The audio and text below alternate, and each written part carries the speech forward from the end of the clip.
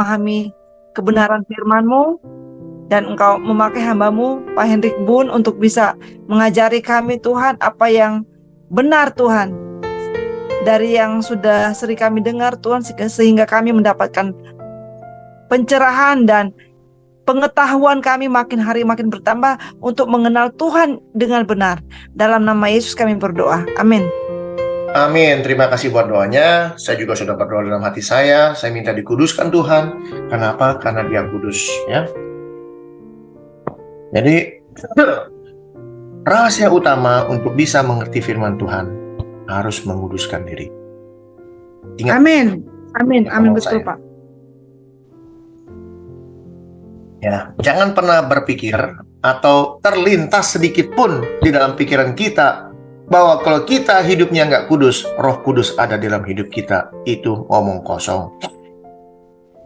Nah, ini Pak, ya Pak, sorry Pak, tadi kan ada itu kan, ya kami sering bertiga. Nah, teman saya bilang begini tadi, Bu Erika, itu apa sih ciri orang yang penuh dengan Roh Kudus? Apakah dia harus bisa berbahasa roh, atau meskipun nggak berbahasa roh, Roh Kudus bisa ada gitu?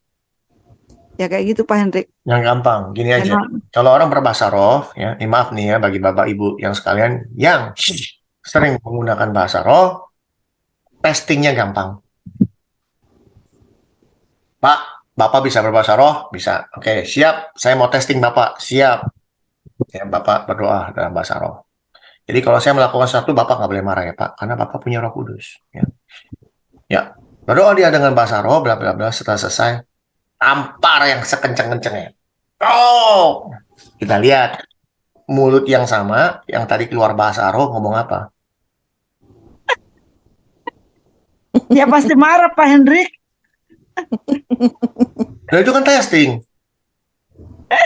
Aduh, ngeri kali. Hah?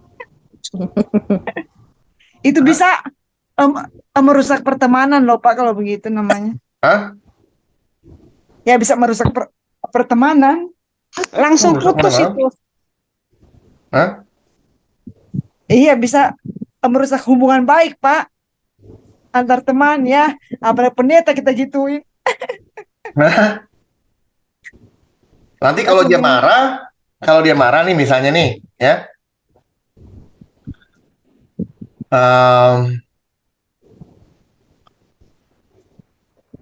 Melenceng sedikit nggak apa-apa ya, melenceng sedikit ya. Kita melenceng nih soal Iya, soal orang bahasa roh nih, ya. Kita melenceng sedikit. Nanti bangunin kalau datang. Ini belajar, namanya belajar ya tentang bahasa roh. Ya. Ya. Yang notabene-nya nih, maaf aja nih, maaf saya ngomong nih, bahasa roh itu nggak ada, Pak. Alkitab tuh nggak pernah ngajarin orang bahasa roh. Bahasa roh itu cuma ada di bahasa Indonesia gitu aja.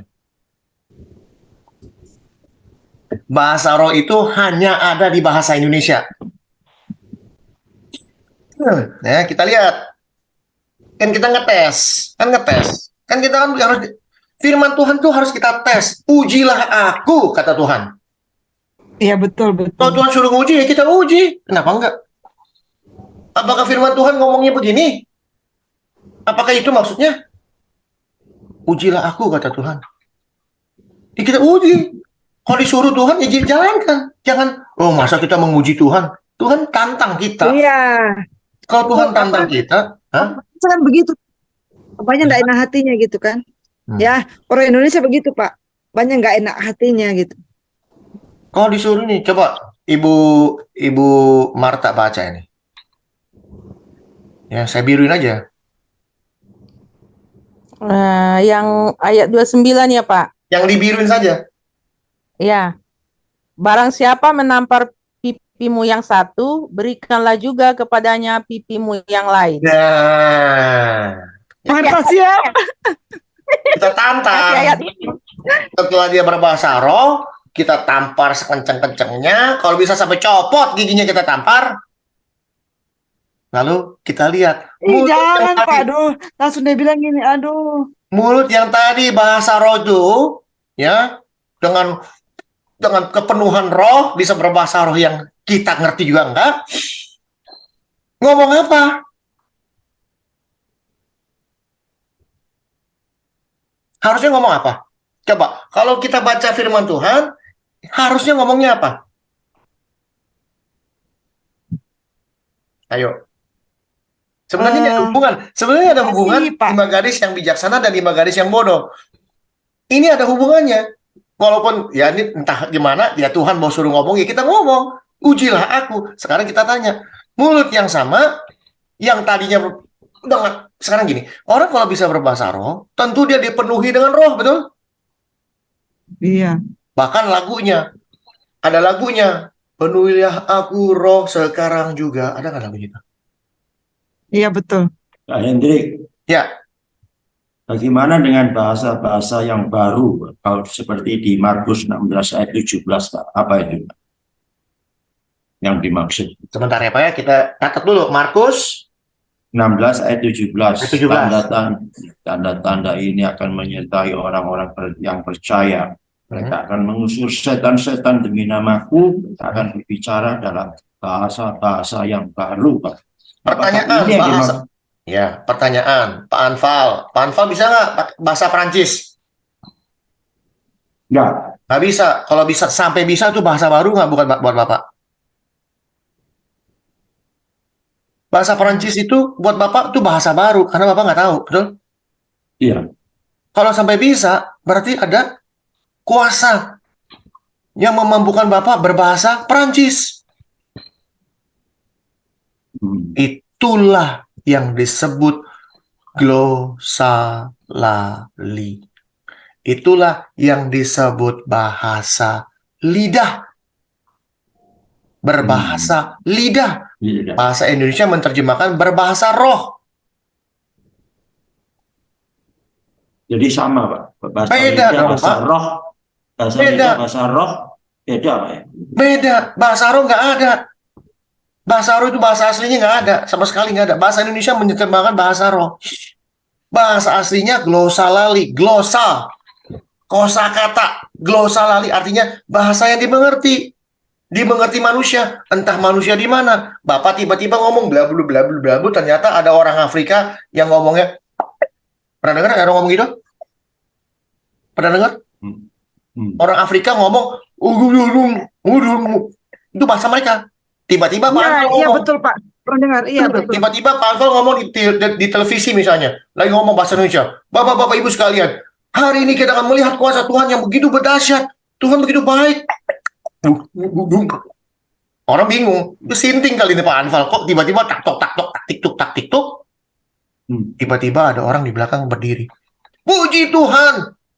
Waduh, orang hitam tinggi besar bisa bahasa Indonesia. Puji Tuhan. Bapak ini barusan berkatakan bahwa Tuhan itu Maha Kuasa. Bapak tahu dari mana? Itu bahasa saya. Dia mengerti. Makanya Korintus mengatakan kalau orang berbahasa roh nggak ada yang mengartikan, sama juga bohong katanya. Jadi orang berdiri, ini bahasa saya. Itulah bahasa glosalali alias bahasa lidah, bahasa baru. Dan orang Indonesia karena tulisannya bahasa roh, dia harus ngeroh. Kayak orang nonton film rock and roll, dia rock and roll, rambut panjang, anting, tato, pakai tanda-tandanya di tangan, semua perlengkapan manik-manik, cincin orang-orang 10 di 15. Wih, metal, gitu kan. Mantap gitu kan, ngikut ngeroh. Oh ini ngerok gitu kan, dia ngeroh, berbahasa roh, plong plong plong plong plong plong plong plong plong, tampar sampai giginya copot satu. Kita tanya nih semua nih yang ada di sini, kira-kira menurut ayat yang tadi kita baca, kalau orang tampar pipi kumu yang satu, kasih yang satu. Kita tampar, kan ngetes. Ujilah aku, karena ada Roh Kudus di dalam, saya mau menguji Roh Kudus. Pok, copot, terbang satu. Kita dengar. Kita mau dengar kira-kira Roh Kudus atau Yesus adalah Roh Kudus adalah Yesus adalah Bapa adalah Yesus, alias Tuhan yang tadi berbahasa, ngomong apa harusnya. Ayo, kalau kita baca firman Tuhan, apa yang harus, misalnya nih, Bapak Ibu ditampar orang dalam berbahasa, ditampar orang gigi copot, apa yang harusnya kita ngomong? Coba, kira-kira apa? Mengapa engkau menampar aku? Ya udah, Pak Anfal udah jawabnya 100 udah. Saya pikir itu jawaban 100, Pak. Tapi kalau orang yang ini, maksud saya gini loh. Kalau kita baca, orang tampar pipi kirimu, kasih kananmu. Itu yang kita baca, betul? Iya. Jadi waktu ditampar kanan, pok, gigi copot, tahan napas. Yang satu lagi dong, Bu. Yang kiri. Supaya ditampar lagi. Tadi kan yang kiri nih copot, yang kanan copot. Jadi dua-duanya bolong tengahnya. Gitu. Udah ditampar sekeras begitu, minta, ya tampar satu lagi dong. Begitu. Apakah artinya begitu firman Tuhan? Tidak. Tidak. Yesus tidak mengajarkan kita jadi orang bodoh. Yesus tidak mengajarkan kita menjadi garis-garis yang bodoh. Bukan. Kita harus jadi garis yang bijaksana. Yesus ngajarin, tapi dia sendiri nggak begitu. Artinya lain berarti dong. Ya. Yesus bilang, Haleluya. barang siapa menampar pipimu, kasih pipimu yang lain. Jadi, bagaimana nih? Sedangkan di ayat lain, Pak Anfak sudah jawab. Jawabannya 100. Itu namanya orang bijak. Itu namanya garis yang bijak. Langsung aja potong jalan, ya kan? Kalau ngomong garis bijak. Ada di mana? Hah? Matius 25. Berapa? Matius 25. Apa tuh Matius 25? Tentang apa? Tentang gadis bodoh dan gadis Oh, bukan. bijaksana. Maksudnya yang Pak Anfal tadi bilang, kenapa kamu tampar? Oh, Jadi, 18 waktu Yesus ditangkap. Ya, kita lihat.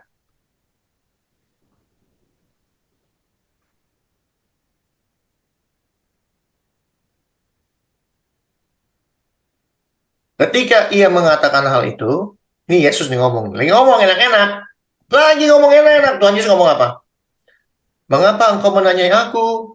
Tanya saja mereka yang telah mendengar apa yang kukatakan kepada mereka. Sungguh, mereka tahu apa yang telah kukatakan. Baru aja ngomong ketika ia mengatakan hal itu. Artinya apa kalau ketika ia mengatakan hal itu? Artinya Saat apa itu. kalau orang bilang, hah? Saat itu. Lagi ngomong. Lagi ngomong. Iya. Ngomong belum habis. Ngomong bla bla bla bla bla bla. Artinya dalam perjalanan ngomong. Kalau dalam bahasa ini Inggrisnya present continuous tense. Jadi dia lagi ngomong. Kamu kenapa nanya saya? Tanya saja orang-orang yang sudah mendengar. Baru lagi ngomong gitu. Dikatakan. Jadi kalau kita baca firman Tuhan itu, kita berimajinasi. Tuhan lagi ngomong enak-enak nih. Wah, sungguh mereka tahu apa yang katakan. Belum habis ngomong sebenarnya ini. Ketika ia mengatakan hal itu, hal yang ini nih, yang lagi ngomong ini nih, seorang penjaga yang berdiri di situ menampar mukanya sambil berkata, begitukah kamu jawabmu kepada imam besar? Kayak orang tadi ngomong pakai bahasa roh, tiba-tiba lempong, gigi copot. Yesus lagi ngomong enak-enak, belum copot. Lagi ngomong enak-enak di, wow. Bayangin, tentara, kalau Ibu Marta, Pak Anfal, Ibu Erika, atau Ibu Linda, Shalom Ibu Linda, kalau kita-kita yang tampar, ya paling merah, memar. Kalau Ibu Marta mungkin rada halus dikit. Aduh, maaf ya Pak. Tut. Sama Ibu Linda juga, aduh halus dikit. Aduh, tampor, cuman cetot aja gitu. Kalau Pak Anfal sama saya mah nggak pakai mikir-mikir. Oh, gitu kan. Gitu. Tapi ini tentara. Ya? Tanya dia tuh yang namanya copet, jambret, maling. Terus apa lagi tuh? Begal, ditampar tentara. Ini namanya rahang, kalau nggak pindah ke kiri udah bagus. Betul nggak? Nah, kebetulan Ibu Erika suami tentara ya dulu ya? Hmm. Tentara Oh, ini bukan? apa? Pelatih tentara, Pak. Pelatih tentara. Tanya, coba tampar orang. Hah? Nggak semaput udah bagus ya kan? Iya. Jadi ini kalau kita baca Bisa, Pak, firman bisa, Tuhan bisa. tuh kita bayangin, kita jadi penonton. Aduh, ditampar tentara. Ya, ditampar tentara. Begitukah jawabmu? Kurang ajar. Apa jawab Yesus kepadanya? Jawab Yesus kepadanya. Dia jawab begini. kamu sudah menampar pipiku yang satu ini, sekarang berikanlah juga, akan kuberikan pipiku yang satu lagi. Begitu. Gitu. Ini Yesus yang ngajarin. Kalau orang tampar kamu, satu, kasih yang lain. Tapi apa jawab Yesus? Kalau kataku itu salah, tunjukin salahnya. Tapi kalau kata aku benar, saya ditampar kenapa? Mengapa engkau menampar aku? Kalau ngomongan saya salah, Yesus nggak bilang begini. Kalau ngomongan saya salah, saya terima tamparannya. Dia nggak ngomong begitu. Dia bilang, kalau ngomongan saya salah, tunjukin salahnya.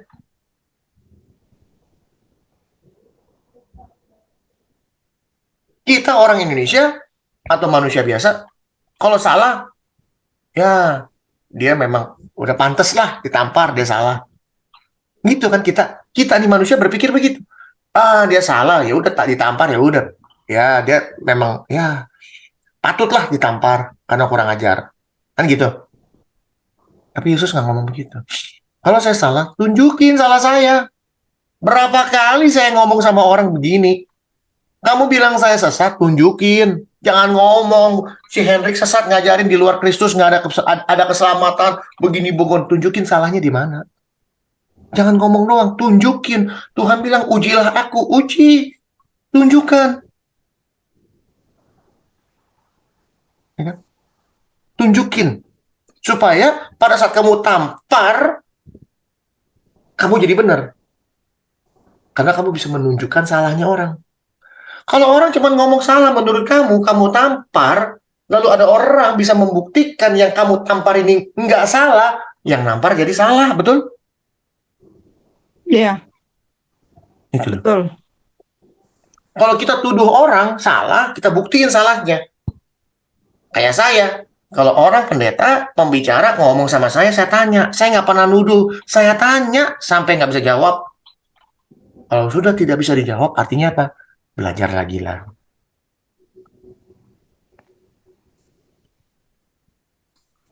Artinya apa? Banyak kamu kekurangannya. Kalau kamu mau pintar, belajar. Gitu. Saya selama ini ngajarin orang kayak begini. Nih, firman Tuhannya apa ngomong begini. Yesus bilang tampar. Tapi dia sendiri ditampar bilang, kenapa kamu tampar saya? Lalu saya bilang, kalau sampai ada orang nampar kiri, jangan kasih kiri kamu, jangan kasih.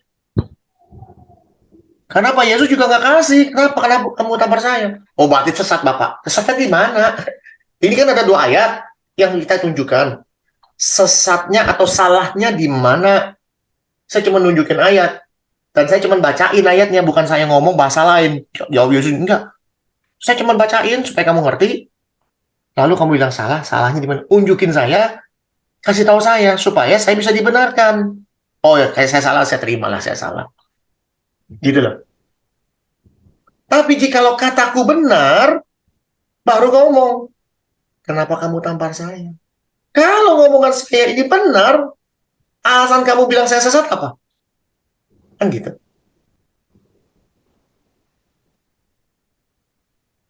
Jadi Yesus itu kalau ngomong selalu memberi contoh.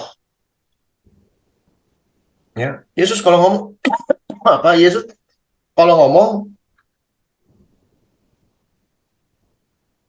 bentar, selalu memberi contoh. Ya, memberi contoh. Contohnya apa? Salah satu contoh, coba Ibu Erika bisa cari, bisa bantu saya cari. Yang mana, Pak? Eh, Contoh yang gimana? Yesus berkata, sangkal dirimu, pikul salibmu, ikutlah aku. Aku coba cari dulu. Gimana tuh? Itu kalau nggak salah sih di Matius, tunggu cari dulu, Pak. Soalnya ini agak apa internetnya, jadi tunggu ya. Aku cari. Sangkal dirimu dan pikul. Aduh, ini internet ini. Ayat Alkitab. Hmm. Tunggu, Pak.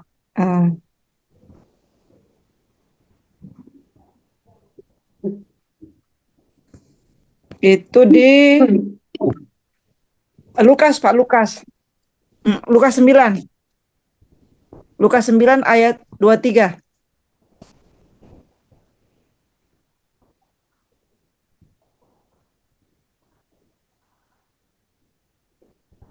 Katanya kepada mereka semua, setiap orang yang mau mengikut ke aku, kembali lagi, ia harus menyangkal dirinya, memikul salibnya setiap hari, dan mengikut aku.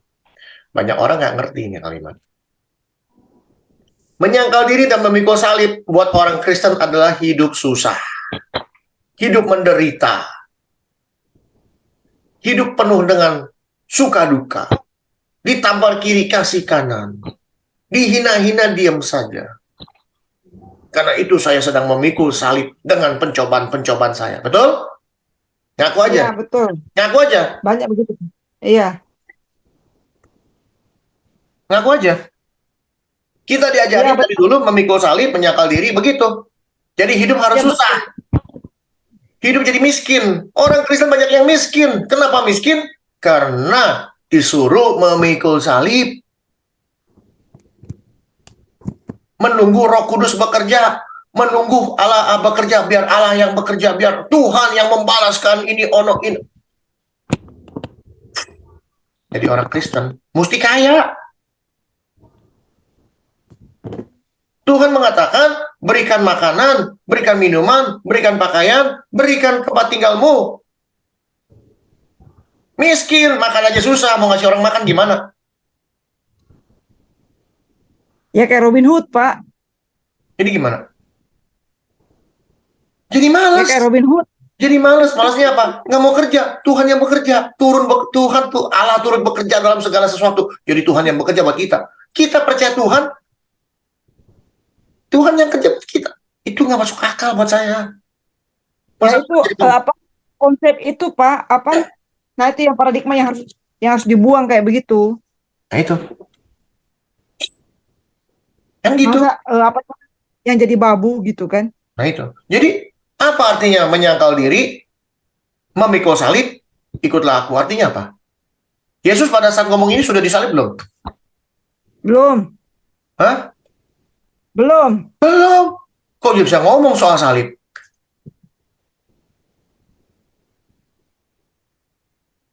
Apa artinya menyangkal diri? Ada yang tahu? Menyangkal diri, ya kalau menurut saya, Pak ya, itu artinya kita harus mengutamakan kepentingan Tuhan dan kebenaran firman Tuhan dibanding logika kita sebagai manusia gitu. Oke. Kan kalau saya gitu. Ya, ada yang lain? Ibu Marta, Pak Anval, Ibu Linda?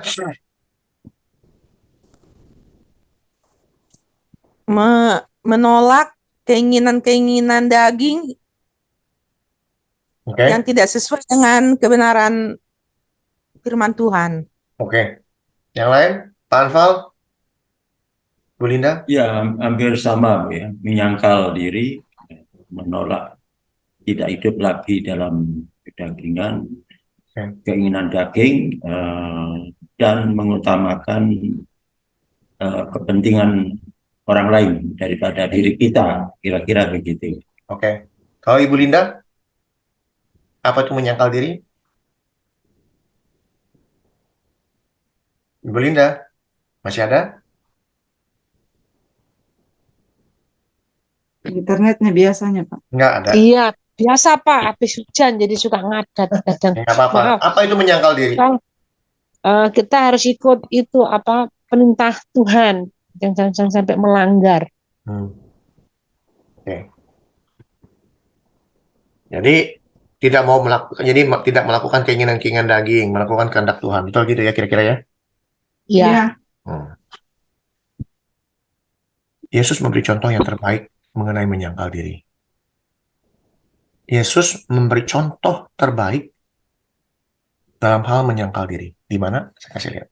supaya kita mengerti dalam membaca firman Ya Tuhan. betul Pak. Jangan Iya, betul. sampai ini nih yang satu yang namanya Yesus ini ngajarin orang, dia nggak ikutin, dia nggak lakukan.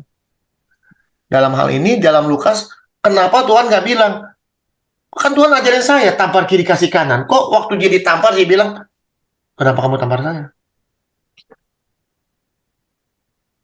Berarti dia nggak ngajarin yang baik dong. Bukan ngajarin yang baik.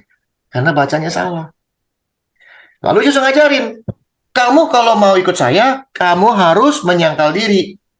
Mengikut salib, dan mengikut aku katanya. Kita sebagai penonton atau sebagai murid, kata bilang, contohnya gimana dong bos? Contohnya, nih.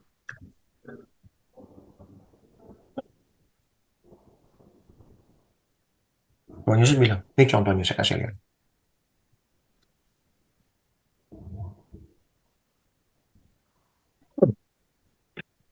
Catat baik-baik ini ya.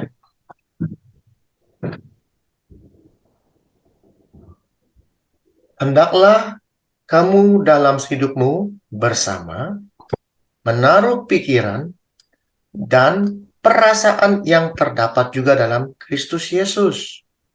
Jadi kita disuruh untuk menaruh pikiran dan perasaan yang sama yang ada di dalam Kristus.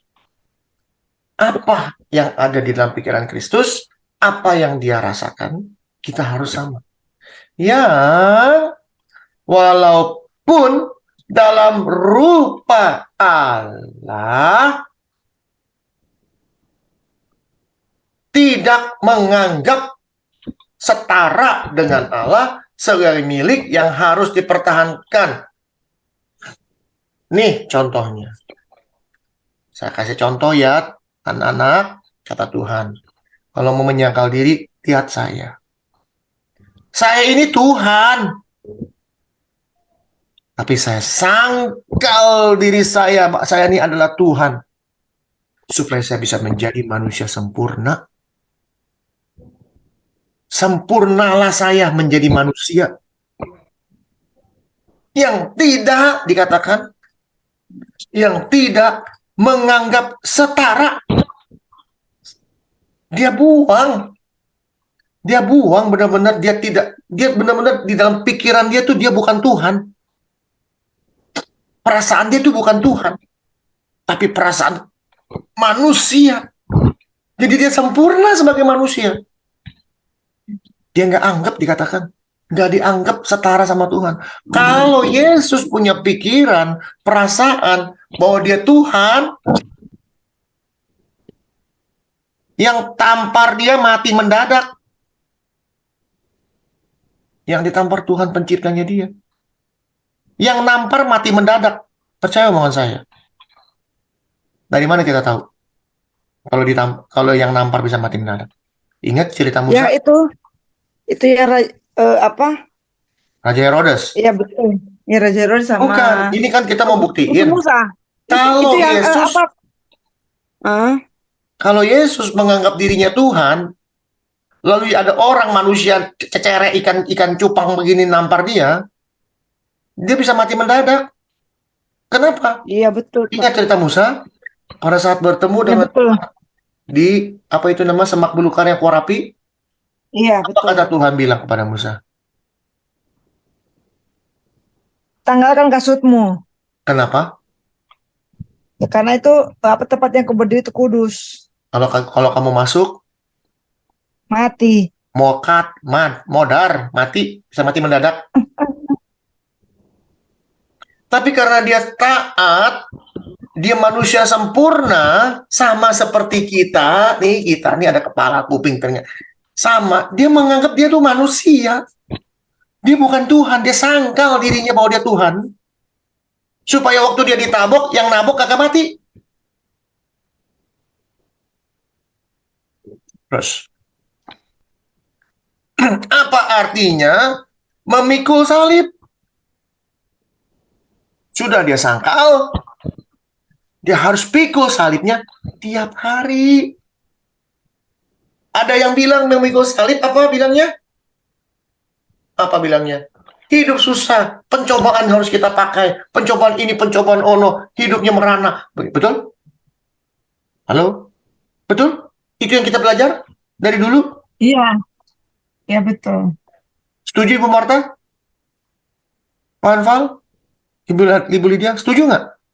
Pelajaran kita tentang memikul salib, kita memikul kesusahan hidup kita. Walaupun dalam Iya pencobaan betul, kita Pak. bertahan. Betul? Iya betul. Kita hidup susah tetap bertahan karena kita punya pengharapan Kristus. Betul? Betul. Memikul salib begitu. Koreksi saya kalau saya salah ngomong. Ibu Marta, setuju ngomongan saya? Iya, Pak. Anfal, setuju dengan ngomongan saya barusan? Ibu Linda, setuju dengan ngomongan saya? Apa yang kita pelajari selama ini begitu? Ya, Justru betul. lewat kesulitan itu jadi kita semakin beriman kepada Tuhan kalau menurut saya. Itu yang kita pelajari, Bu. Saya sudah bilang, kalau kita mau menjadi pengikut Kristus, kita harus punya perasaan yang sama seperti Kristus. Contoh Kristus, udah nggak perlu yang lain-lain. Kita lihat Kristus, dia ngajarin, lihat, kita baca baik-baik. Kita sudah tahu bagaimana menyangkal diri, yaitu apa? Dia yang tadinya Tuhan, dia sangkal dirinya, dia jadi manusia, dia bilang saya manusia, saya bukan Tuhan. Bayangin, Tuhan menyangkal dirinya dia Tuhan. Artinya apa? Kita menyangkal saya adalah Linda. Saya menyangkal saya adalah Erika. Saya menyangkal saya adalah Marta. Saya menyangkal saya adalah Anfal. Dan saya menyangkal saya Hendrik yang dulu. Saya sangkal itu semua. Saya dulu adalah seorang yang jahat, orang fasik, tukang gosip, tukang tipu, tukang ini, tukang ono yang jelek-jelek. Karena saya sudah mengenal dia, saya punya perasaan dan pikiran yang sama kepada Kristus. Saya sangkal itu semua. Saya bukan itu. Yang sekarang ini adalah saya yang di dalam Kristus. Itu menyangkal diri. Yesus yang adalah Tuhan, hidup sempurna, punya surga, segala sesuatu dilayani sama malaikat, begini begono, dia sangkal semua. Dia turun jadi manusia sempurna.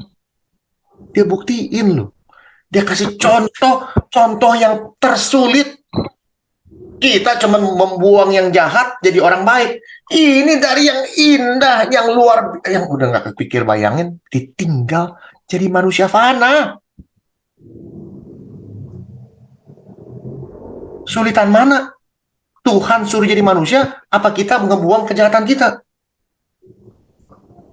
Sulitan mana? Menyangkal diri saya ini adalah bukan anak raja. Saya adalah pengemis. Sulit. Pengemis disuruh lupakan. Saya adalah pengemis, jadi anak raja. Lupa. Dulu saya miskin, dulu saya pengemis dulu. Tidurnya di kolong jembatan, makan pun dari tong sampah. Sekarang udah jadi anak raja, makannya yang enak, duduknya rapi, bajunya bagus, badannya wangi, tiap hari mandi. Orang mandi air putih, dia mandinya air apa gitu ya. Mungkin air susu atau gimana. Dia sangkal nggak dulu pengemis? Sangkal, nggak mau lagi balik sana. Nggak mau dia. Ini dibalik. Yang tadinya mandi susu segala macam, suruh jadi mandi air kali. Kadang-kadang mandi air got. Kadang-kadang mandi air hujan. Makan juga tadinya enak. Wih, CI. Bilangnya, wih, babi panggang. Misalnya nih. Sekarang, tong sampah panggang. Gitu loh. Mau nggak? Sulit. Itu menyangkal diri. Kita sangkal kita yang dulu. Bukannya susah hidup, begini, enggak. Kejahatan kita sangkal semua. Saya udah nggak mau lakukan itu lagi. Saya dulu tuh pengemis, nggak mau. Sekarang saya anak raja, anak Tuhan. Apa memikul salib? Apa yang Yesus contohkan? Ya. Tidak menganggap setara dengan Allah sebagai milik yang harus diperankan. Melainkan telah mengosongkan diri mengambil rupa seorang hamba. Manusia. Dan menjadi sama dengan manusia. Tadi saya sudah bilang, dia sangkal dirinya, dia tidak menganggap setara dengan Allah, tapi dia bicara dia seorang manusia. Apa itu memikul salib? Dan dalam keadaan sebagai manusia, dan dalam keadaan Hendrik, Erika, Hanfa, Lydia, dan Ibu Marta, yang ada di dalam Kristus, punya perasaan yang sama seperti Kristus, telah merendahkan dirinya, taat sampai mati, bahkan sampai di kayu salib, menyangkal diri bahwa dia Tuhan sampai mati. Dia menyangkal dirinya dia bahwa Tuhan sampai di kayu salib. Kalau dia bilang, aduh udah capek nih, manusia namparin saya dipukulin, ya, sekarang saya disalib. Lalu dia tiba-tiba berubah pikiran, saya Tuhan. Dia turun loh dari salib. Kaget-kaget deh lu, kata Tuhan. Gua turun nih, biar lu kaget. Gua unjukin gua Tuhan. Enggak, dia taat. Sampai disalib dia taat. Kita juga harus taat. Pada saat kita melupakan yang namanya kesalahan kita, kejahatan kita dulu, kita taat, kita hidup dalam Kristus, taat sampai mati, sampai di kayu salib. Itulah salib yang kita pikul. Yaitu apa? Kejahatan kesalahan kita itu kita pikul, kita buang jauh-jauh. Lalu kita memikul salibnya Kristus, bersama Kristus kita berjalan bersama. Kristus bawa salib dibantu orang. Banyak orang ngomong lain-lain. Itu memberi contoh, kita bersama dia, bersama-sama memikul salib. Salib yang dia pikul tuh lebih berat dari salib kita. Kenapa? Dia Tuhan, kita cuma manusia. Maka genaplah firman Tuhan yang mengatakan, pencobaan-pencobaan yang kamu hadapi tidak akan melebihi. Halo? Melebihi apa? Kekuatanmu. Kekuatanmu. Hanya Tuhan yang punya kekuatan yang bisa melupakan dirinya bahwa dia Tuhan. Tapi kita di dalam dia, kekuatan itu ada. Artinya dalam hidup kita, sebagai manusia baru loh, di dalam Kristus, bekerjalah, bersukacitalah, enjoy your life. Hanya saja, lupakan itu dulu kamu. Kalau ada orang bilang, yuk kita tipu. No, it is not me anymore. It is Christ in me. No, bukan saya lagi loh. Dulu saya mau ikut kamu tipu, sekarang saya enggak lagi, sorry. Pencobaan datang. Gampang, cuma bilang, no. Pencobaan ini nggak akan melebihi kekuatan kita. Cuma katakan no. Bukan berarti, wah ada kesusahan ini, kesusahan itu. Bukan. Enjoy your life. Bekerja, kumpulin uang, saving. Supaya terangmu terlihat orang. Setelah maju, setelah sukses, kasih makan, kasih minum, kasih ini, semua kasih. Ngasih pun pakai ini. Ngasih pun pakai ini. Bukan main kasih-kasih aja. Kita ngasih orang malas, kita yang salah. Lo ingat. Kalau kita kasih orang malas, kita yang salah. Kenapa? Firman Tuhan jelas mengatakan, orang malas, hendaklah dia jangan makan. Orang malas disuruh belajar sama? Halo? Semut. Bukan belajar. Hendrik, lu belajar tuh sama si siapa misalnya yang terkenal orang hebat di Indonesia yang rajin. Ahok, enggak, semut yang paling kecil. Disuruh belajar sama semut apa? Tuh, semut kecil, rajin. Masa lu kalah sama semut? Kata Tuhan. Jadi, rubah pikiran kita harus maju. Kita harus berusaha keras, bekerja keras. Udah punya uang, jangan disimpan doang. Gunain apa? Jalan-jalan, lihat dunia, lihat. Dunia ini buatan Tuhan, kita mesti lihat. Buatan tangan Tuhan, kita mesti lihat. Aduh Pak, saya kan belum bisa Pak, nggak punya uang kok ke luar negeri. Karena apa? Karena kita nggak percaya. Kita menutup kekuatan Tuhan, menutup kekuasaan Tuhan. Dengan mengatakan saya belum bisa. Kalau kita berusaha, bisa. Kan sudah bilang Bapak Ibu sekalian, saya bisa sampai ke Amerika, modalnya berapa? 250.000. 250.000 rupiah saya saja di Amerika sekarang. Di sini siapa yang punya uang tinggal 250.000? Ada? Angkat tangan. 250.000 rupiah, bukan US dollar. 250.000 rupiah. dengan uang 250.000 rupiah, saya bisa sampai di Amerika. Sekarang saya sebentar lagi jadi orang Amerika, punya rumah, Tuhan kasih. Kepikir juga enggak? Terlambat saya. Saya majunya terlambat. Kenapa? Karena saya mengerti Tuhannya terlambat. Kalau umur 19, saya udah mengerti Tuhan begitu baik. Saya udah jadi kaya raya, udah kayak apa nggak tahu kayaknya. Karena saya mengerti Tuhannya salah. Berkat itu ada di depan mata. Berkat itu di depan mata. Tuhan sudah siapkan, sudah disediakan. Tinggal ngambil. Percaya nggak? Betul, Percaya nggak? betul. Kalau berkat itu di Percaya. depan mata. Amin. penciptaan. Dia tinggal diambil. Lihat Iya, penciptaan. Dari hari pertama sampai hari terakhir. Yang terakhir diciptakan siapa? Adam dan Hawa. Manusia, betul? Ya.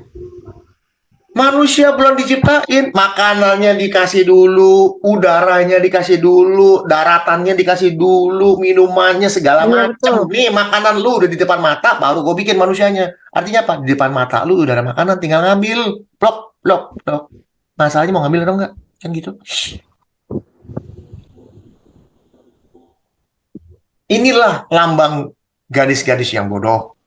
Kita masuk sekarang gadis bodoh bijaksana. Jadi udah ngerti ya? Arti menyangkal diri, memikul salib, ikutlah Tuhan. Jadi Tuhan Yesus memberi contoh yang terbaik, udah gak ada lagi. Yang tadinya Allah menyangkal diri jadi manusia, menjadi seorang hamba. Lalu taat, Amin. dia pikul salibnya sampai dia mati. Kenapa? Taat bahwa dia bukan Tuhan, dia manusia, dia taat. Jangan sampai kita berpikir, tuh Yesus bukan Tuhan, Yesus adalah manusia. Ntar dulu, dia tuh Tuhan, cuma dia sangkal di bawah Tuhan. Ngasih contoh. Lalu kita balik sini sebelum masuk ke ini, garis-garis bodoh. Lalu bagaimana dong Pak dengan tadi Pak? Bapak ngomong belum selesai nih Pak. Barang siapa menapa pipimu, berikan juga kepada pipi yang lain. Artinya apa? Ya yang di atas. Kasihilah musuhmu. Berbuatlah baik kepada orang yang membenci kamu. Kalau di dalam Matius dikatakan, berbuatlah baik kepada orang yang menganiaya kamu. Artinya apa? Kalau kita suatu hari ditangkap gara-gara Kristus, kita dianiaya, lalu Tuhan mengatakan, ampuni mereka Tuhan, karena mereka tidak tahu apa yang mereka lakukan. Bukan hanya Kristus yang ngomong, Stefanus juga ngomong. Stefanus bilang, ampunilah kesalahan mereka, karena mereka nggak tahu apa yang mereka lakukan. Ada di mana? Di Kisah Para Rasul. Stefanus kisah berapa? Stefanus mati.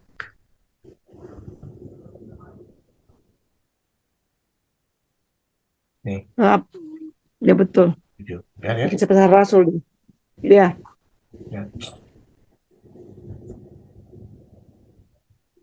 Sungguh aku melihat langit terbuka dan anak manusia berdiri di belakang Allah. Maka berteriak-teriaklah mereka dan sambil menutup telinga serentak menyerbu dia. Kalau kita bicara tentang firman Tuhan, apa yang terjadi dengan orang yang tidak mau mengenal firman Tuhan dengan baik dan benar? Mereka menutup telinga. Yang menutup telinga ini adalah orang-orang yang mengenal firman Tuhan. Orang yang mengenal tentang hukum Taurat. Dia tutup telinga. Dia nggak mau mengerti. Dia tidak mau mendengar apa kata Stefanus tentang kebenaran. Dia tutup telinga, teriak-teriak. Berapa banyak orang Kristen yang menutup telinganya pada saat kebenaran disampaikan?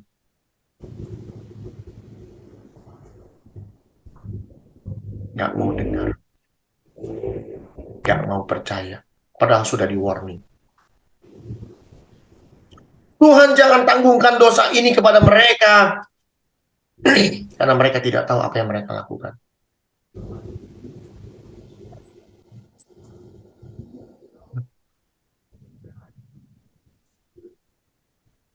Pada saat kita ditampar karena Kristus, kasih kanan, kasih kiri. Itu maksudnya. Bukan lagi enak-enak baca koran, lagi enak-enak minum kopi, ditampar orang. Plepok, tanya kenapa lo tampar gue. Itu maksudnya. Yesus lagi enak-enak ngomong, lagi enak-enak nganggap, lagi enak-enak apa? ditampar, ditanya, kenapa kamu tampar saya? Apa ngomongan saya salah? Tapi kalau kita pada saat kita ditangkap karena Kristus, kita disuruh ngaku bahwa Yesus bukan Tuhan, tampar, ditendang, berikan semua. Karena kita tahu, mereka tidak tahu apa yang mereka lakukan. Kalau kita sudah sampai ke titik pemikiran seperti itu, kita hidup bersama Kristus, kita berjalan bersama otoritas Bapa di surga, nggak main-main. Amin. Amin. Gadis-gadis yang bodoh, karena mereka tidak pernah mau belajar.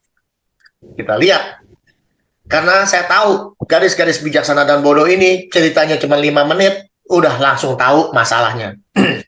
Banyak orang bilang ini, bilang itu, bilang ini. Kalau kita baca baik-baik, langsung tahu masalahnya. Masalahnya apa? Kita baca baik-baik. Pada waktu itu, hal kerajaan sorga seumpama 10 gadis yang mengambil pelitanya dan pergi menyongsong mempelai laki-laki. 5 diantaranya bodoh dan 5 diantaranya bijaksana. Gadis-gadis yang bodoh membawa pelitanya tapi tidak bawa minyak. Gadis-gadis yang bijaksana membawa pelita tapi bawa minyak di dalam buli-buli mereka. Jadi bedanya apa?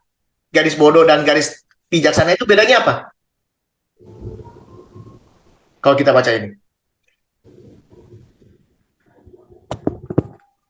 Bedanya apa? Satu bawa minyak, satu nggak bawa minyak, betul? Tapi dua-duanya bawa pelita, betul? Ya, Setuju ya? Ini cara baca. setuju. Saya ngajarin cara baca. Dan dua-duanya punya tujuan yang sama, menyongsong mempelai laki-laki. Setuju? Setuju.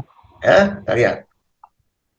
Tetapi karena mempelai itu lama, tidak datang-datang, mengantuklah mereka, semua tidur.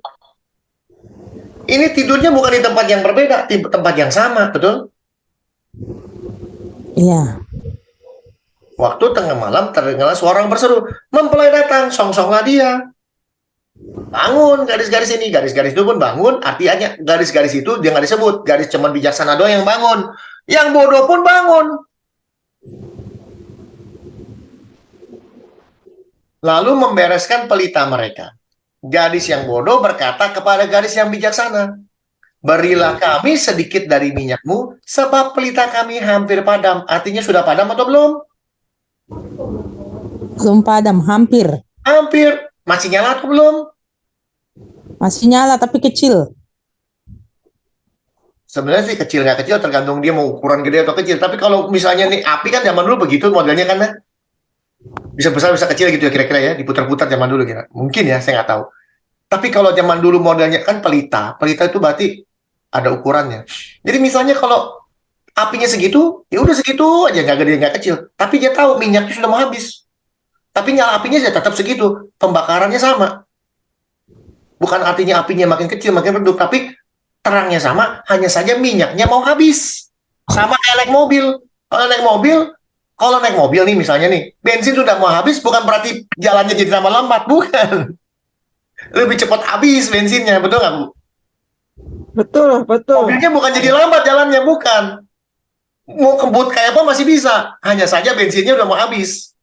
Itu pola pikirnya ya. Pelitanya sama-sama terang. Tapi garis bijaksana mengatakan, nah, no, tidak. Nanti tidak cukup untuk kami dan untuk kamu. Artinya, kalau saya kasih kamu, saya kasih saya, nggak cukup berdua. Saya nggak mau kasih. Takut nggak cukup. Bilangnya takut nggak cukup. Ini takut nggak cukup. Lebih baik disaranin sama gadis bijaksana. Ini ada saran. Lebih baik kamu pergi aja kepada penjual minyak dan beli di situ. Ini saya lagi bikin cerita nih. Entah ibu-ibu bapak menangkap nggak cerita saya. Pergi aja. Kan minyak kamu udah mau habis, tapi pelita masih nyala. Pergi aja. Beli minyak. Ya. Karena kalau saya kasih saya nggak mau. Karena kalau saya nanti takutnya nggak cukup buat saya. Apa yang terjadi? Dia pergi. Akan tetapi, waktu mereka sedang pergi, artinya apa? 5-5-nya pergi. Beli minyak. Pergi beli minyak. Untuk membelinya. Datanglah mempelai itu. Dan mereka telah siap sedia masuk bersama-sama dengan dia ke ruang perjamuan kawin, lalu pintu ditutup. Pertanyaan, pada saat mempelai datang, mempelai menanyakan minyak lu masih ada atau enggak? Ada nggak kata-kata itu? Ada nggak di sini? Mempelai ngomong, Enggak. minyak kamu masih ada nggak? Ada nggak ngomong gitu? Enggak. Nggak ada. Apakah minyak itu jadi masalah? Apakah minyak Iya. itu jadi masalah? Iya. Loh, kan saya tanya, mempelainya ini datang. Waktu mereka datang, mereka tanya nggak sama gadis bijaksana ini, minyak kamu masih ada atau enggak? Ditanya nggak gitu? Enggak. Enggak. Artinya, apakah minyak itu menjadi masalah? Tidak. Tidak. Minyak itu bukan masalah. Betul? Banyak Iya. orang bercerita tentang minyak. Masalahnya minyak. Begini, bukan Roh Kudusnya nggak ada begini. Bukan. Setuju nggak Ibu Marta? Minyak itu bukan jadi masalah. Kalau minyak itu adalah hal yang penting. Pertama kali si mempelai datang, dia tanya, minyak kamu masih ada nggak? Betul nggak? Iya, iya. Tapi Iya betul Pak, iya. karena dia nggak tanya, minyak itu bukan jadi tujuan utama. Tujuan utama mempelai datang untuk mencari siapa? Gadis-gadis. Mencari si gadis. Betul? Betul. Setuju ya? Kita sudah nyampe nih, satu perahu nih kita cerita pola pikirnya. Kemudian datang juga gadis-gadis yang lain itu dan berkata, Tuan, Tuan, bukakanlah kami pintu. Tapi ia menjawab, aku berkata kepadamu, sesungguhnya aku tidak mengenal kamu. Kok bisa? Nggak kenal? Kok bisa nggak kenal? Kan pelitanya ada, baru beli minyak. Apakah pelita dan minyak itu jadi masalah? Masa nggak kenal? Nih, kasih lihat mukanya, kasih pakai senter nih, lihat. Saya nggak kenal kamu. Kenapa dia nggak kenal? Kenapa nggak kenal ya, Pak? Ya, kan kalau baca firman Tuhan harus kita tanya, betul nggak? Kenapa dia nggak kenal?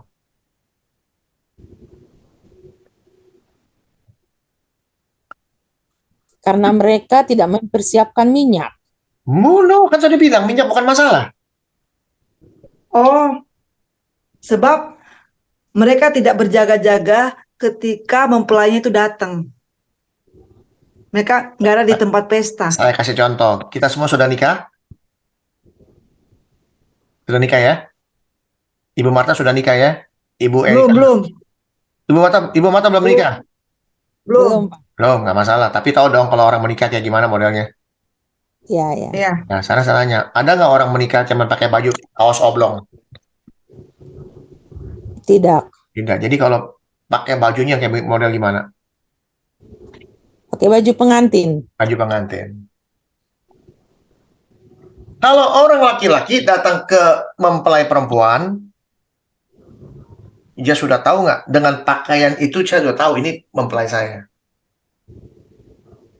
Betul nggak? Iya.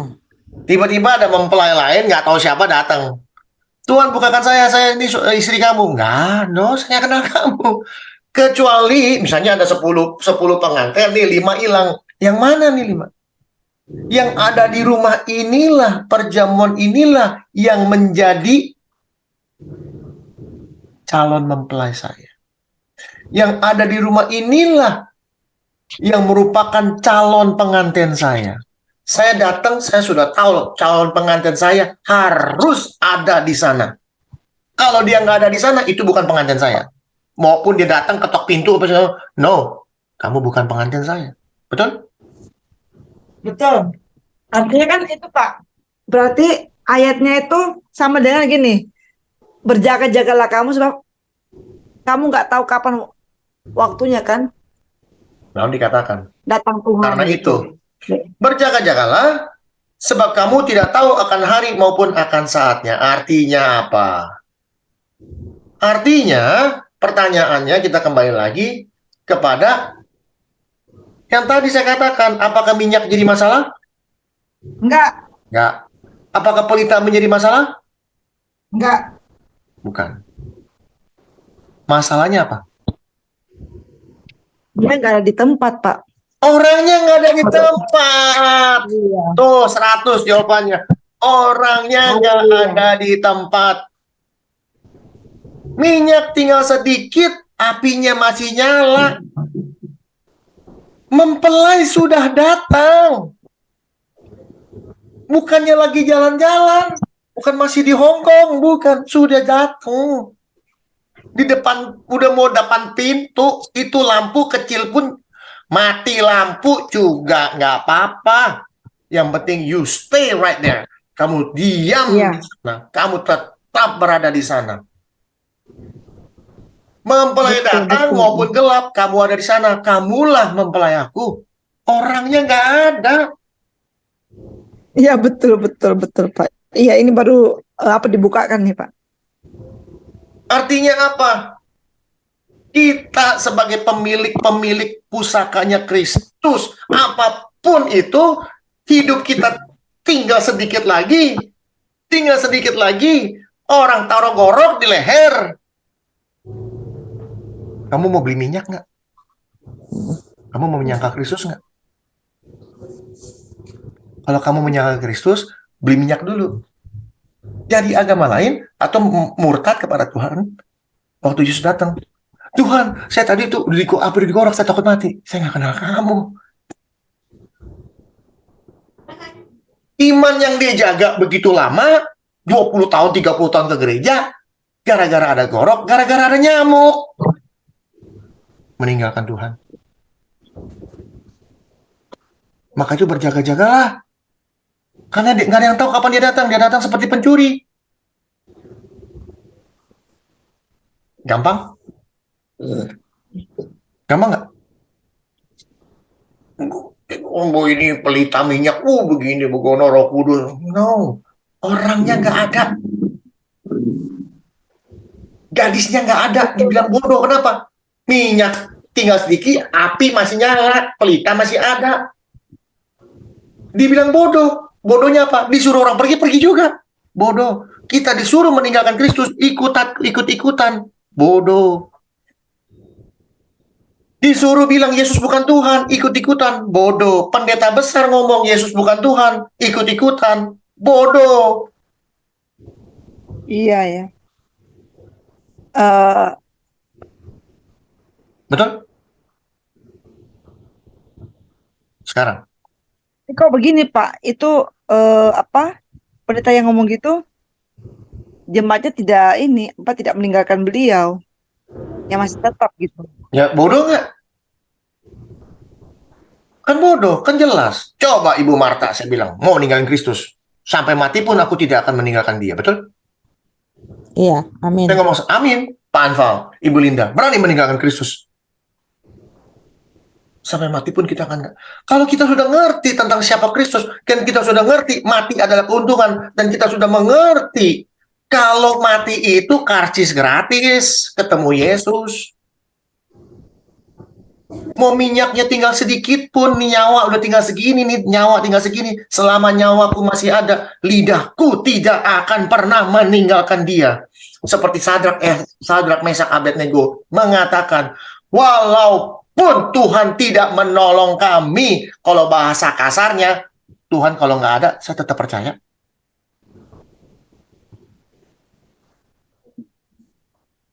Ini di depan mata, api dipanasin 7 kali lipat. Yang manasin aja mati, yang manasinnya mati. Orang 3 ini disecemplung ke sana. Walaupun Tuhan tidak menolong kami, kami tetap percaya.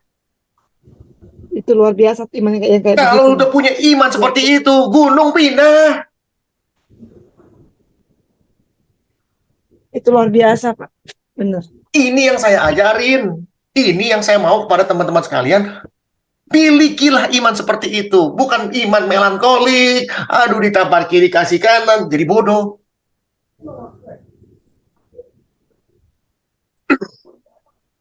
Ya.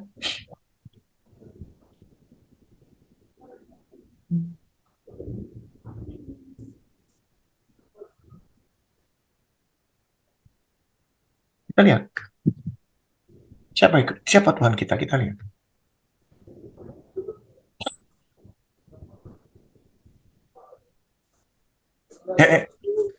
Verse 2 ya. Kita lihat. Tuhan kita itu siapa? Anak itu, Kristus, pertama besar, menjadi kuat. Bukan menjadi melankolik. Bukan menjadi, aduh, kayak banci. No, Tuhan kita bukan banci. Tuhan kita adalah orang yang kuat. Kuat, besar, dan kuat. Ini loh, ini catatan sejarah loh. Ini Tuhan yang kita sembah ini Tuhan yang besar dan kuat. Penuh hikmat. Kita harus penuh hikmat daripada Tuhan. Dan kita harus memiliki kasih Tuhan yang ada perasaan dan pemikiran yang sama terhadap Kristus. Ini.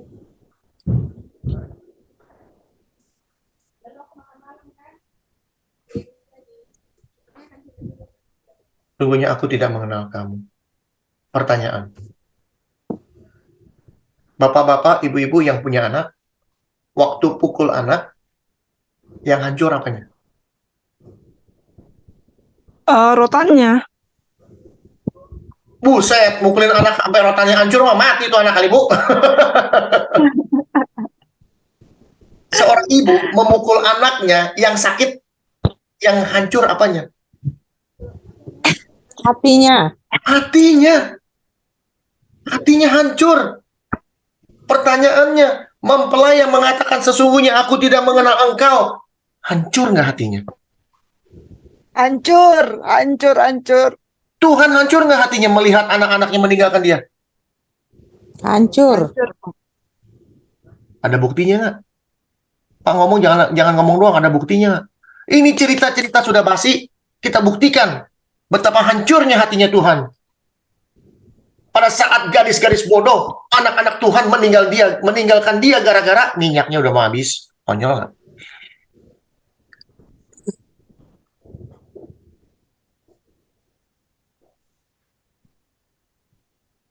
Nah, kalau minyak sendiri itu kan banyak yang ini Pak, menggambarkan bagaikan Roh Kudus katanya gitu loh Pak. Boleh aja lah, nggak masalah. Yang penting jangan keluar jalur. Yang paling penting orangnya ada. Waktu Yesus datang, orangnya ada. Mempelai kita datang, orangnya ada. Jangan sampai kedapatan, mana kamu? Di mana kamu? Ada nggak cerita? Iya. Nah, ini yang saya mau unjukin ceritanya. Hancurnya Tuhan. Inilah Tuhan kita, Kristus. Aku ini Kristus. Aku lagi tidur, tapi hatiku bangun. Dengarkanlah kekasihku mengetuk. Ini garis-garis bijaksana mengetuk pintu. Tuhan, bukakanlah pintu, dinda manisku, merpatiku, idamanku, karena kepalaku penuh embun, dan rambutku penuh dengan tetesan embun malam. Bajuku telah kutanggalkan, apakah aku akan mengenakannya lagi? Kakiku telah aku basuh, apakah aku akan mengotorkannya pula? Kekasihku memasukkan tangannya melalui lubang pintu, berdebar-debar hatiku. Lalu Kristus bilang apa? Aku bangun untuk membuka pintu bagi kekasihku.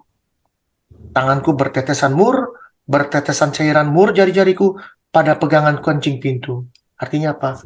Dengan penuh sukacita Tuhan ingin membukakan pintu surga kepada garis-garisnya, kepada mempelai-mempelainya yang mengetuk pintu. Ini semua mempelai 10 bijinya, 10 yang mengetuk pintu. Tapi yang bodoh. Kekasihku, kubukakan pintu, kata Tuhan. Tuhan bilang, kekasihku akan kubukakan pintu. Tetapi kekasihku sudah pergi lenyap. Pergi beli minyak. Nih. Waktu mereka pergi beli minyak, datang mempelainya. Artinya apa? Nggak beli minyak pun mempelai datang. Buka pintu, betul? Kalau dia di sana nongkrong, ini waktunya itu perbedaannya bukan setelah beli minyak, 2 jam kemudian, 10 jam kemudian, 3 hari kemudian, nggak ada. Waktu dia pergi, dia datang, ketemu di tengah jalan mungkin, dia nggak tahu. Betul? Kekasihku pergi sudah lenyap. Lihat betapa hancurnya Tuhan kita. Waktu dia mengatakan, sesungguhnya aku tidak mengenal engkau, dikatakan apa? Seperti pingsan aku ketika ia menghilang. Bayangin Tuhan sampai, aduh, hancur hatinya kayak mau pingsan. Melihat ini anaknya hilang, gadisnya hilang, mempelainya hilang. Seperti pingsan aku, kata Tuhan, ketika ia menghilang. Ku cari dia, tapi tidak kutemui. Dicari-cari, mana gadisku? Lagi beli minyak, sedang meninggalkan dia. Ku panggil-panggil, tapi tidak disahutnya. Balik, Hendrik balik, Erika balik, Anval balik, Linda balik, Marta balik.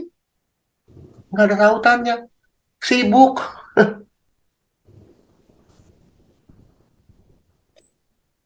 Aku ditemui. Tadi saya tanya Pak Freddy, Pak, peronda-peronda itu apa sih, Pak? Ngatanya tukang ronda, saya baru sadar. Betul ya, peronda itu tukang ronda ya? Tukang ronda kota. Aku ditemui tukang peronda kota. Dipukulinya aku. Dilukainya. Selendangku dirampas. Kalau kita baca ini, apa yang ada di pikiran kita? Kita bicara tentang apa ini? Apa? Diperkosa gitu. Bukan, ini kita bicara, ini Kristus ini. Kok Kristus diperkosa? Ini bukan perempuan loh, ini laki-laki, mempelai laki-laki loh, mencari gadisnya. Oh iya. Jangan salah lihat, ini kita bicara laki-laki loh ini. Ya, Aku laki-laki. ditemui peronda-peronda kota. Ini Artinya akunya berarti ini penjaga-penjaga kota, Yesus. tentara. Aku dipukuli. Dia mau mencari si gadis hilang ini, dia mau cari. Dia teriak-teriak sampai dia cari, sampai dipukulin, sampai dilukain, selendangku dirampas. Bagaimana Kristus datang ke dunia ini dipukulin, dicaci maki, bahkan bajunya, selendangnya dibuang untuk undi. Betul? Betul? Ya. Bajunya Kristus dibuang untuk undi. Betul? Iya. Dia cari oleh penjaga-penjaga tembok, dibuang undi, tapi tidak kutemui. Hancur hati Tuhan melihat anak-anak Tuhan meninggalkan dia. Seperti pingsan, katanya Tuhan, ketika ia menghilang. Gadisnya hilang, mempelainya hilang, nggak tahu kemana. Kusumpahi kamu putri-putri Yerusalem, bila kamu menemukan kekasihku, apakah yang akan kamu katakan kepadanya? Katakanlah bahwa sakit asmara aku. Bayangin, Tuhan sakit asmara. Aduh, rindu supaya anaknya datang balik. Tapi tidak balik-balik. Iya. Pada saat pintu sudah tertutup, selesai. Aku tidak mengenal kamu.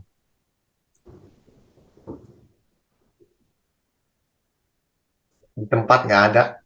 Gadis ini di tempat nggak ada. Kita, Tuhan datang, nggak ada di tempatnya. Di tempatnya yang kudus. Hal kerajaan surga seperti 10 gadis bijaksana. Hal kerajaan surga itu adalah tempat yang kudus. Di mana tempat yang kudus yang Tuhan bicarakan?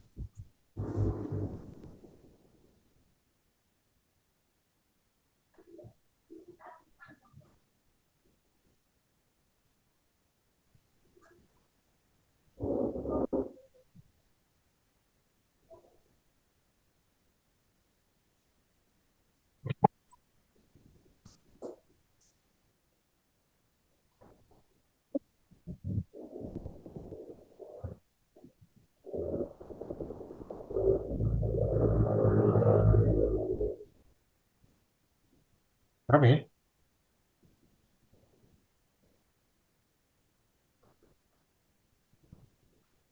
Yang mana tuh, Pak? Persembahan tubuh.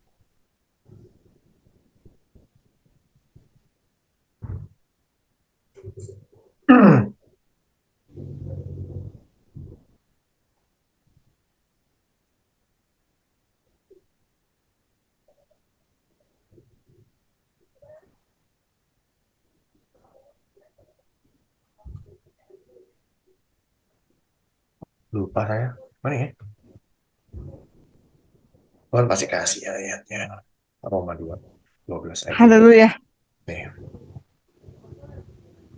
Karena itu saudara-saudara, demi kemurahan Allah, aku menasihatkan kamu supaya kamu mempersembahkan tubuhmu sebagai persembahan yang hidup, yang kudus.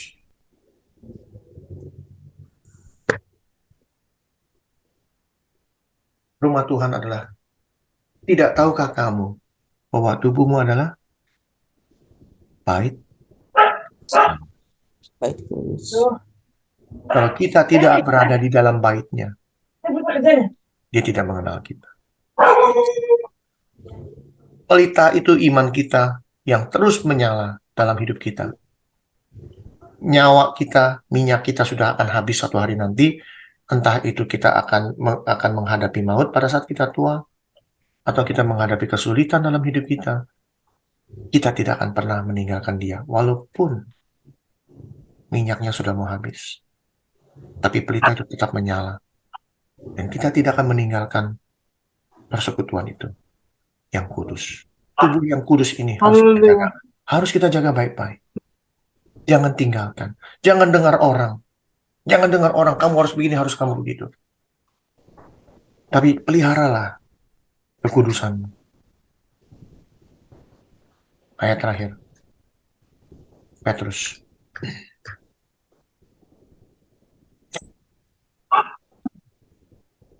Hari Tuhan. Ya. Karena itu, berjaga-jagalah, sebab kamu tidak tahu akan hari maupun saatnya. Kamu nggak tahu hari Tuhan. Tapi Petrus kasih tahu, hari Tuhan judulnya. Kita lihat.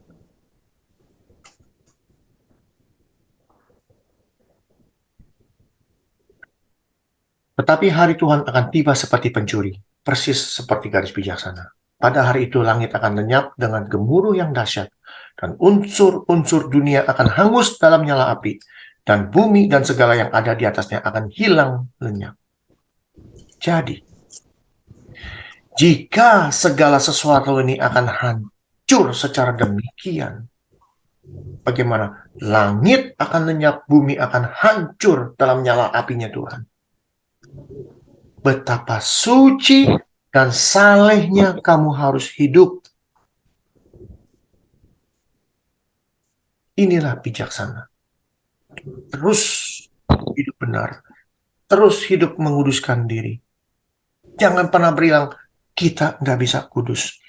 Doktrin yang mengatakan kita bukan orang kudus, kita bukan orang suci adalah doktrin yang paling jahat yang pernah saya dengar.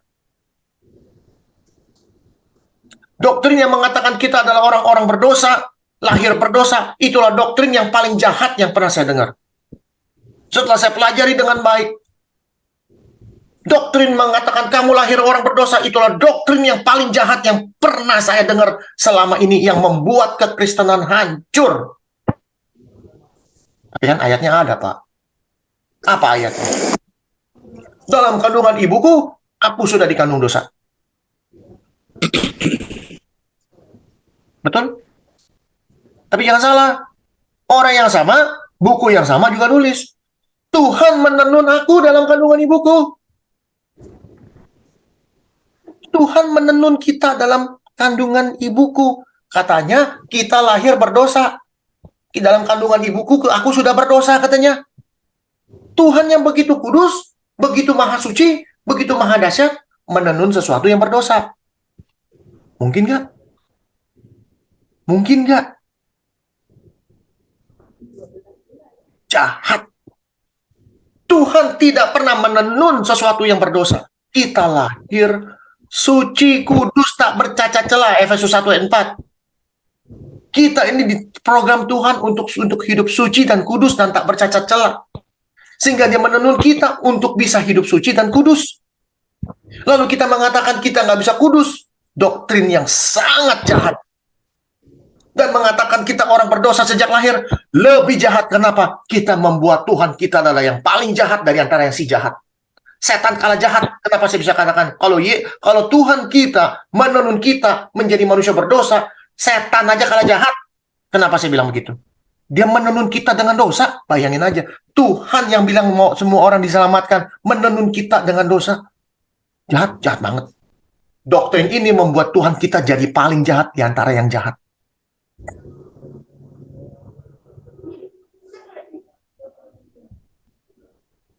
Kekristenan hancur gara-gara doktrin.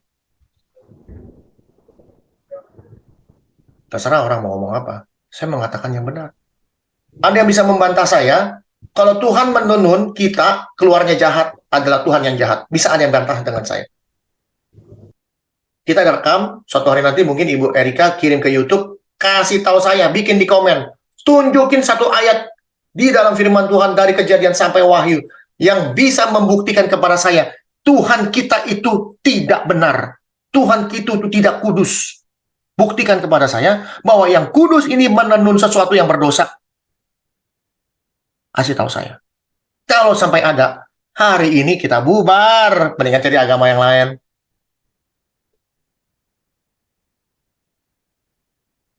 Doktrin paling jahat, kita lahir berdosa. Jadi gimana dong? Mengenai Daud, bahwa kita dalam kandungan ibuku aku sudah berdoa. Karena you pada nggak ngerti apa arti dosa. Dosa itu adalah melanggar perintahnya Tuhan. 1 Yohanes 3 ayat 4. Kita ada yang namanya maut. Dosa itu melanggar perintah Tuhan. Kalau kita berzina, kita membunuh, mencuri, menipu, mengingini, itu perbuatan-perbuatan melanggar perintahnya Tuhan, melanggar hukumnya Tuhan. Kalau kita terus melanggar itu, akibat dosa adalah maut. Kejadian 2 ayat 15 mengatakan, Tuhan memberi perintah ini kepada manusia. Segala pohon kamu boleh makan, yang ini kamu jangan makan. Kalau kamu makan, kamu melanggar perintah saya, kamu pasti akan mati. Jadi, yang kita warisi dari Adam apa? Dosa? Bukan. Salah baca. Kita buktiin. Dari dulu kita belajar, kita mewarisi dosa Adam. Aduh. Kacau. Kita lihat, baca baik-baik. Sebab itu, sama seperti dosa telah masuk ke dalam dunia oleh satu orang. Dosa masuk, melanggar perintah Tuhan, masuk gara-gara satu orang namanya si Adam dan Hawa. Oleh pelanggaran itu juga, maut. Tuhan bilang, kamu makan, kamu pasti mati. Maut. Demikianlah maut itu telah menjalar ke semua orang sampai detik hari ini. Yang menjalar, yang kita warisi dari Adam dan Hawa adalah maut. Sekali saya katakan, maut. Bukan dosa. Kalau kita tidak pernah melanggar perintahnya Tuhan, kita bukan orang berdosa. Anak bayi dikatakan lahir berdosa. Di mana dosanya dia? Ngomong aja susah. Di mana dosanya?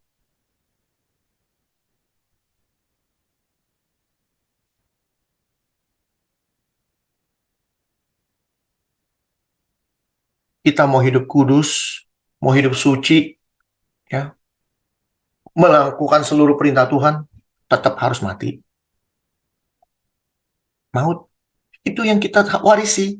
Badan ini mengandung maut. Itu yang kita warisi. Untuk itulah Tuhan datang ke dunia ini. Untuk apa?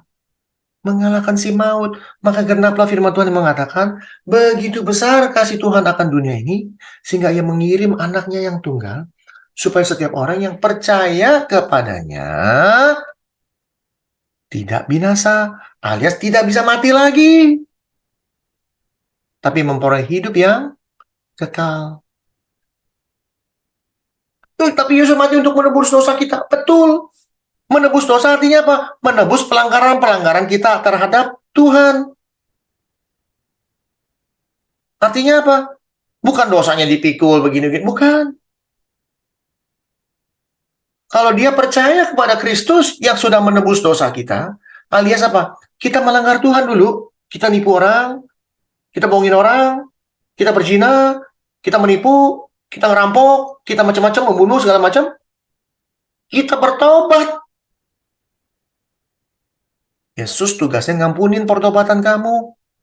Ya sudah, jangan buat lagi ya. Berapa banyak Yesus datang orang disembuhkan, jangan berbuat dosa lagi ya. Artinya, jangan melanggar perintah Tuhan lagi ya.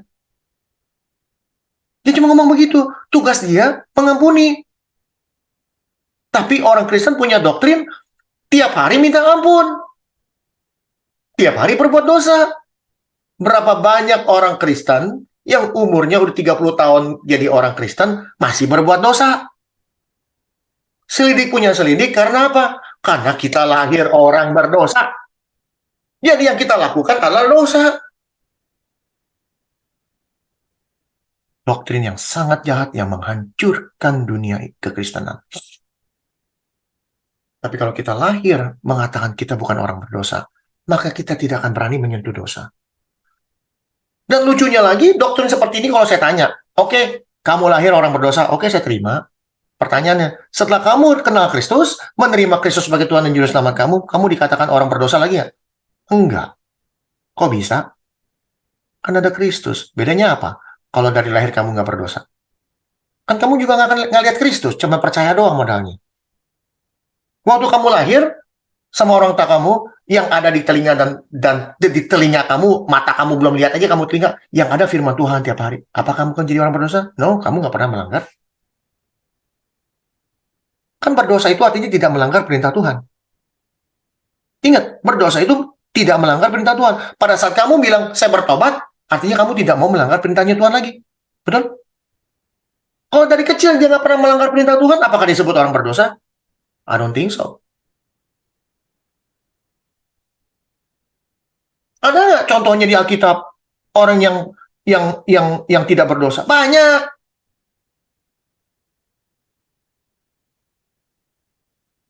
Bedanya Yesus dengan orang, Yesus itu tidak mengenal dosa. Kita kenal dosa. Kenapa?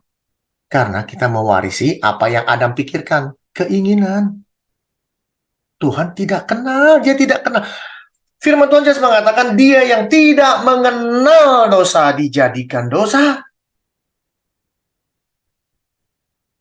Kita diciptakan Tuhan untuk hidup kudus dan suci. Tuhan bilang jangan langgar perintah saya. Kalau kamu langgar, kamu jadi dosa. Contohnya Kain. Ingat ya Kain, dosa sudah mengintip di depan pintu hatimu. Kalau kamu lakukan, keluarlah dosa itu.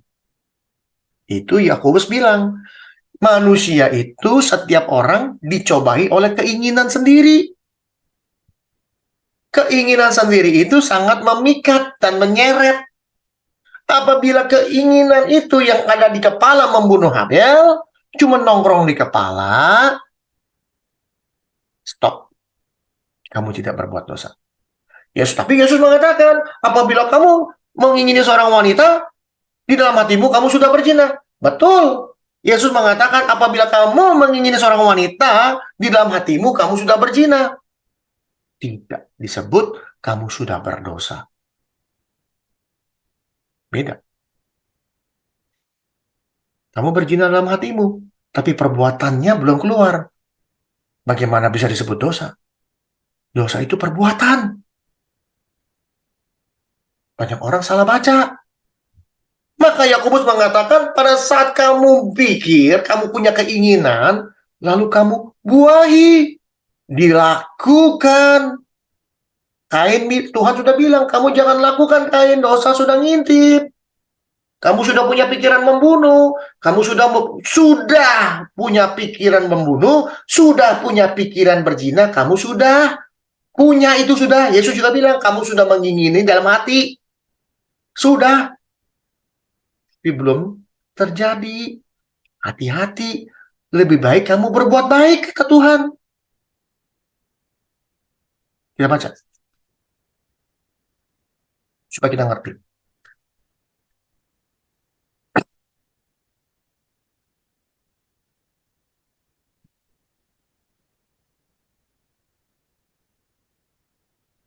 Mengapa hatimu panas dan mukamu muram? Apakah mukamu tidak akan berseri jika engkau berbuat baik? Tetapi jika engkau tidak berbuat baik, dosa sudah ngintip di depan pintu. Tuhan tahu, dia sudah punya rencana membunuh di kepalanya nih. Ya, kalau kita baca Yakobus ya, kita baca Yakobus. Ini Yakobus ngerti sekali. Ya, 1:14. Tiap orang dicobai oleh keinginan sendiri. Dia punya keinginan membunuh adiknya. Karena ia diseret dan dipikat olehnya. Tuhan bilang, hati-hati, dosa sudah ngintip depan pintu karena ia sangat menggoda engkau. Yakobus bilang, ia diseret dan dipikat olehnya. Sangat menggoda. Tapi engkau harus berkuasa atasnya. Tapi apa yang dilakukan Kain? Ayo, adik, kita pergi ke padang. Waktu mereka di padang, tiba-tiba Kain memukul Habel, lalu membunuh dia.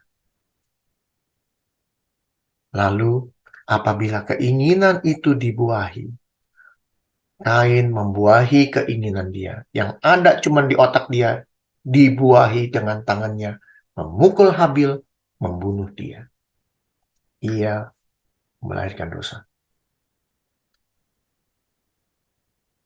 Habel membunuh, Kain membunuh Habel. Dia berdosa. Jangan membunuh.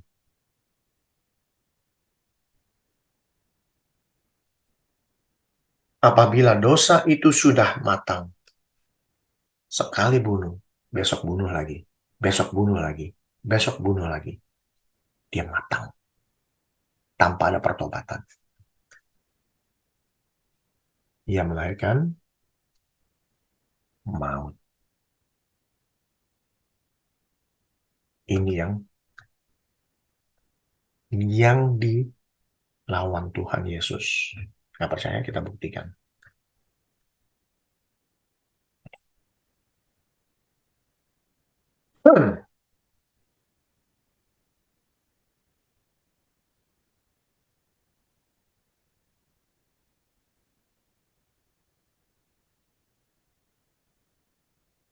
Musuh yang terakhir yang dibinasakan adalah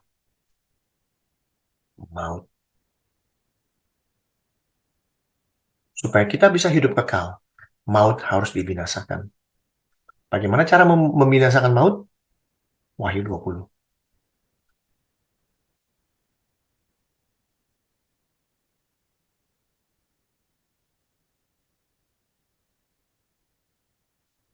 Maut dan kerajaan maut dilemparkan ke dalam lautan api. Sehingga kita bisa hidup kekal. Kita bisa mendapatkan tempat di kerajaan surga. Dan kita tidak bisa mati lagi. Itulah tujuan Kristus datang. Itulah tujuan kita percaya kepada Kristus. Supaya kita bisa hidup lagi. Untuk selama-lamanya bersama pencipta kita di atas. Di dunia Yerusalem baru. Yang Tuhan sudah siapkan. Jadilah gadis-gadis yang bijaksana. Stay. Diam di sana. Pada saat mempelai datang, ada orang.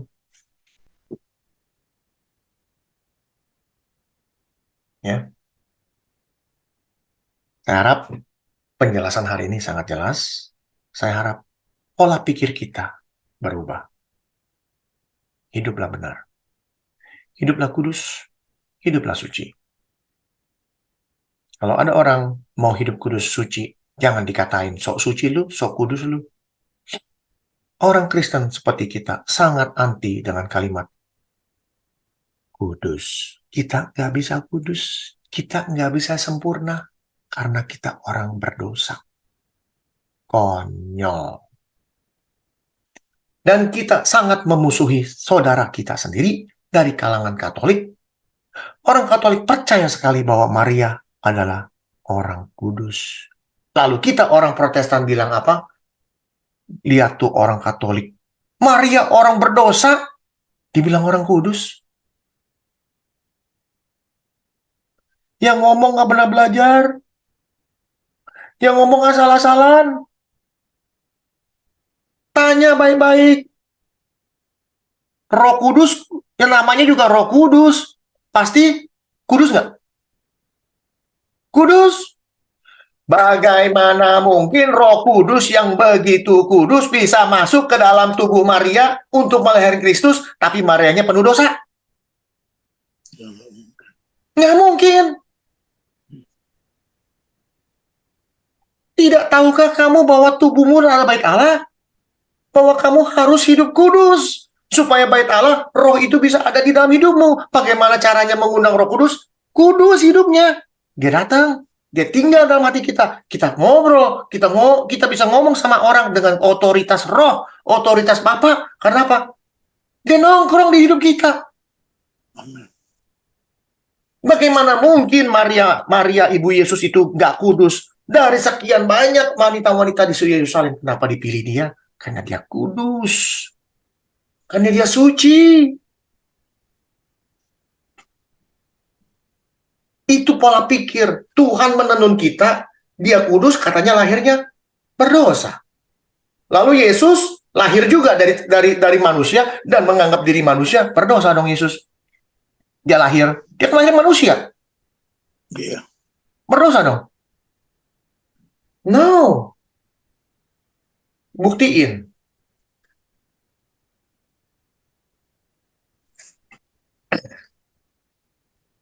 Manusia jahat di seluruh bumi, tapi Nuh mendapat kasih karunia di mata Tuhan. Dari seluruh bumi, bayangin ya, seluruh bumi, cuma satu orang yang mendapat kasih karunia Tuhan. Satu. Bukan 10, bukan 5, satu. Pertanyaannya, kenapa semua orang jahat di zaman Nuh, semua orang jahat, semua loh, nggak ada satupun yang lewat. Semua orang jadi berdosa, tapi ada satu yang nggak berdosa. Itu mendapat kasih karunia Tuhan. Jangan pernah bilang, oh kita zaman anugerah, Tuhan memberikan kita kasih karunia-Nya zaman anugerah. Zaman Nuh udah ada anugerah, tuh kasih karunia. Doktrin, kebanyakan doktrin jadi begini, hancur amburadul. Kenapa Nuh mendapat kasih karunia di mata Tuhan? Karena Nuh adalah orang yang benar, tidak bercela. Ini, lihat.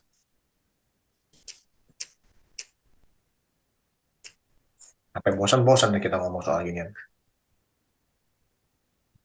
Sebab di dalam Dia, Allah telah memilih kita sebelum dunia dijadikan, sebelum kamu dijadikan, supaya kita kudus tak bercacat celah. Tuh. Tuh. Ini Nuh hidupnya benar, tak bercela di antara orang sejamannya. Hidupnya bergaul sama Tuhan. Apa Nuh dibilang orang berdosa? No, tidak. Siapa lagi?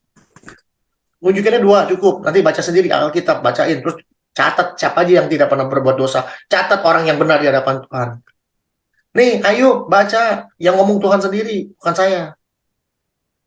Apakah engkau memperhatikan hambaku Ayub? Sebab tidak ada orang yang di bumi seperti dia, yang demikian saleh dan jujur, yang takut akan Allah dan menjauhi kejahatan. Ini orang menjauhi kejahatan. Hidupnya benar, sampai Tuhan puji-puji. Nggak ada orang seperti dia katanya. Oh, cuma Yesus yang tidak pernah berbuat dosa. Ntar dulu, banyak.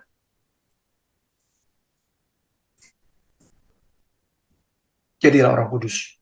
Sama seperti Maria yang hidupnya kudus, sama seperti Nuh, sama seperti Abraham, sama seperti Ayub, sama seperti Daud, sama seperti semua nabi yang ada.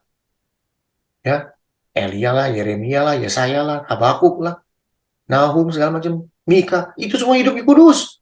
Kalau nggak kudus, bagaimana mungkin jadi nabi?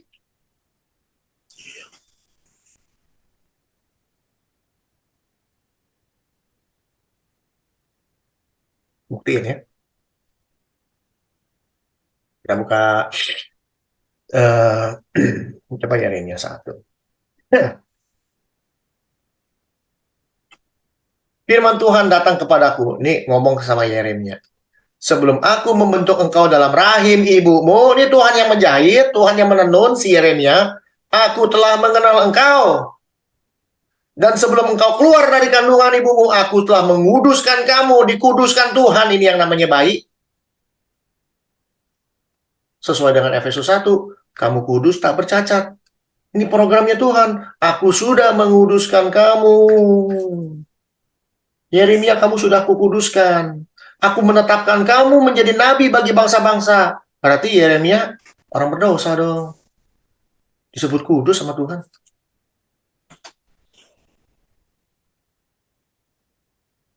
Doktrin Kristen. Semua di luar Kristus masuk neraka. Termasuk Yeremia. Yeremia belum pernah ketemu Kristus. Belum pernah. Tapi kok bisa masuk surga? Karena apa? Dia kudus. Jahat. Doktrin. Jahat sekali. Ya, belajar firman Tuhan, kita mengenal Tuhan menjadi Allah itu kasih. Allah itu adil untuk semua orang. Bukan di luar Kristus semua masuk neraka. No. Oh, berarti ada keselamatan dong di luar Kristus. Betul, ada. Tapi saya tidak mengajarkan di luar Kristus orang Kristen bisa masuk surga. Orang Kristen sudah percaya ada Kristus. Kristuslah yang menyelamatkan kamu. Tapi orang yang tidak mengenal Kristus sama sekali, yang di pulau-pulau sana, tidak mengenal Injil, tidak pernah dengar sedikit pun tentang Kristus, masih bisa diselamatkan. Karena apa? Karena dia hidup kudus dan benar di hadapan Tuhan. Bagaimana caranya? Ada yang tahu caranya?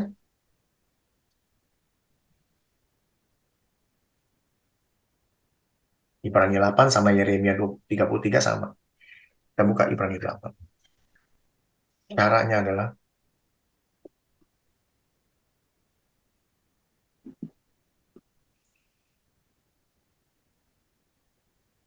maka inilah perjanjian yang kuadakan dengan kaum Israel sesudah waktu itulah. Demikian firman Tuhan. Aku akan menaruh hukumku dalam akal budi mereka dan menuliskannya dalam hati mereka. Maka aku akan menjadi Allah mereka dan menjadi umatku mereka. Di dalam setiap manusia, Allah menaruh hukumnya dia. Tidak ada orang yang di pulau-pulau di sana yang tidak pernah belajar sekolah apa, yang mau membunuh orang main bunuh, yang mau mencuri main nyuri. Ada hati yang memberitahu, hei, jangan curi, hei, jangan bunuh, hei, berbuatlah baik. Karena hukumnya Tuhan ada di setiap manusia di muka bumi ini, ada hukum Tuhan yang tulis Tuhan sendiri. Kita buka Roma 2 ayat 12. 14.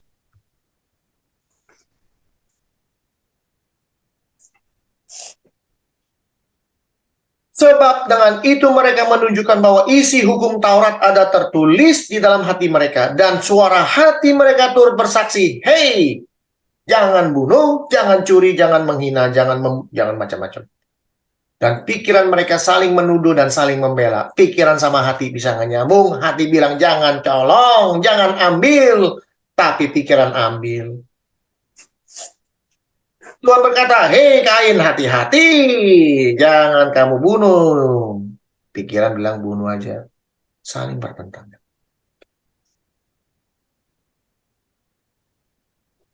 Jadi kita adil. Kalau Tuhan kita adil, kita pun harus adil. Kita dikatakan punya kasih karunia mendapatkan anugerah dari Tuhan karena kita sudah mendengar Dia dulu. Kita sudah mendengar Kristus lebih dahulu. Bukan berarti kita jadi eksklusif. Kita doang yang masuk surga. Mereka yang menjalankan perintahnya Tuhan, yang ada Tuhan tulis dalam hati mereka. Mereka jalankan dengan penuh hati. Mereka jalankan dengan sungguh-sungguh. Sama seperti Ayub, sama seperti Nuh, sama seperti Yeremia, sama seperti Yesaya, dan seluruh nabi-nabi sebelum Kristus. Mereka diselamatkan.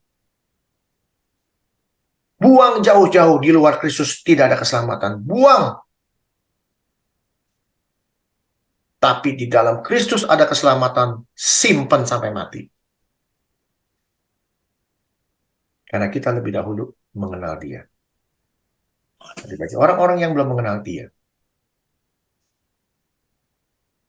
Tuhan punya adil.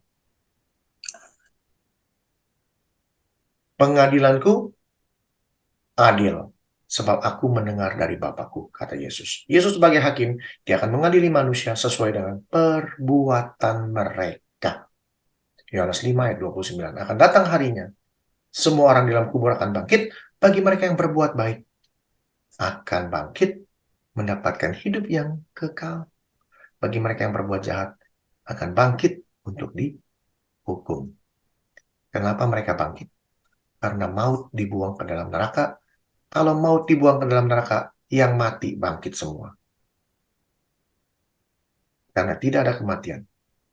Maut tugasnya membuat orang mati. Tapi kalau mautnya dibuang, tidak ada yang bisa mati. Yang mati pun jadi bangkit. Yang membuat orang mati adalah maut. Tapi kalau mautnya dibuang, orang udah nggak bisa mati. Yang mati harus bangkit lagi. Kenapa? Mautnya udah nggak ada. Setuju? Ada amin? Amin. Oke. Kita selesai hari ini. Biarlah firman Tuhan mengenai gadis yang bijaksana dan yang bodoh. Kita harus jadi gadis yang bijaksana. Jangan bodoh. Kita diajarkan Tuhan untuk membaca firman Tuhan dengan bijak. Jangan mau dibohongin orang. Jangan mau dibodohi orang dengan doktrin-doktrin yang segudang. Gunakanlah firman Tuhan. Minta petunjuk dari Tuhan. Selidiki, observasi. Pakailah hikmat yang Tuhan berikan buat kita. Kita ini jangan pernah berpikir baca firman Tuhan kita nggak ngerti. Kalau kita minta hikmat dari Tuhan, Tuhan akan tunjukkan. Salah satu hikmat yang Tuhan berikan kepada saya adalah roh. Saya mengatakan bahwa saya tidak percaya sekarang ada roh. Lalu Tuhan memberi saya sebuah ayat. Yang dimana akan ada orang bertanya. Dari seluruh ayat, dari Kejadian sampai Wahyu, ada satu ayat yang membuat saya bimbang. Saya kan Bapak Ibu tahu sendiri ya, saya ini udah nggak percaya kita ada roh. Tapi ada satu ayat membuktikan kita ada roh. Kaget saya. Tuhan, saya berdoa langsung, Tuhan, ini ayat firman-Mu mengatakan kita ada roh. Saya mengatakan kepada teman-teman semua, saya ngajarin orang bahwa kita nggak punya roh. Salah besar saya. Tolong saya Tuhan. Kalau memang ini sebuah kebenaran, saya akan datang kepada teman-teman sekalian, saya akan berkatakan, jangan ikutin saya salah. Karena saya sudah salah baca. Berikan saya hikmat Tuhan. Dengan apa yang Tuhan sudah ajarkan saya sudah ajarkan ke orang, bahwa kita nggak punya roh. Bagaimana mungkin ayat ini mengatakan kita punya roh? Percaya nggak percaya, Tuhan kasih jawabannya. Nggak tanggung-tanggung, dikasih jawabannya. Nih, saya buktiin ya, gimana ya, Yeskiel. Ini pengalaman pribadi, bagaimana kita membaca firman Tuhan. Kalau kita mendapat hikmat, kita punya otoritas. Firman itu hidup. Nggak main-main. Yeskiel. 36 mungkin ya. Lihat. Kaget saya baca firman ini. Saya ini orang, saya udah nggak percaya kita ada roh. Keluar firman ini, kaget nggak? Karena Tuhan mau menunjukkan kepada saya, suatu hari nanti orang akan tunjukkan ayat ini. Dan saya bisa jawab. Yang jawab juga firman Tuhan. Lihat. Kamu akan kuberikan hati yang baru dan roh yang baru di dalam hatimu. Hancur saya baca ini. Dan aku akan menjauhkan kamu dari tubuhmu dan hati yang keras dan kuberikan kepadamu hati yang taat. Roh yang baru di dalam batinmu. Berarti roh baru, berarti rohnya baru. Ada roh di dalam tubuh manusia. Kaget setengah mati saya baca ini. Saya berdoa, Tuhan, tolong jawab. Dijawab langsung. Ayat selanjutnya. Ayat selanjutnya langsung jawab. Nggak main-main. Ayat selanjutnya menjawab. Rohku akan kuberikan diam di dalam batinmu. Dan aku akan membuat kamu hidup menurut segala ketetapanku dan tetap berpegang pada peraturanku dan melakukannya. Artinya apa? Kamu akan kuberikan hati yang baru dan rohku ada di dalam batinmu. Tuh, rohku akan kuberikan diam di dalam batinmu. Ini jawaban ini. Betul? Iya.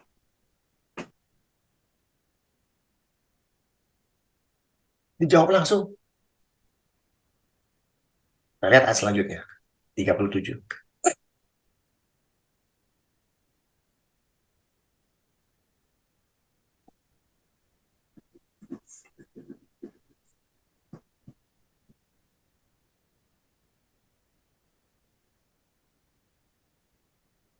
Aku akan memberikan rohku ke dalammu, sehingga kamu hidup kembali.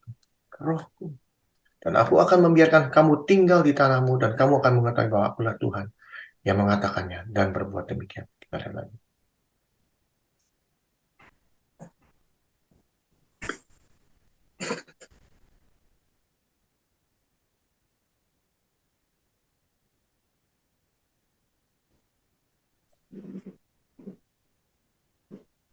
Ya, ini di sini, 37 ini. Jadi Tuhan menjawab pertanyaan saya.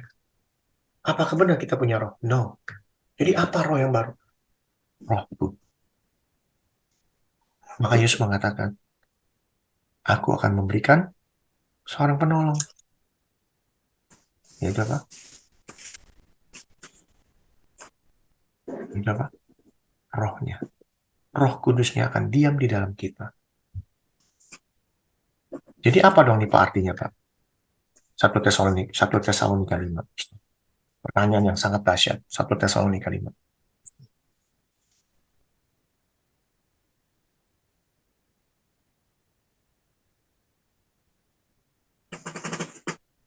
Semoga Allah damai sejahtera menguduskan kamu seluruhnya, dan semoga roh, jiwa, dan tubuh. Tuh Pak, kita punya roh, punya jiwa, dan tubuh.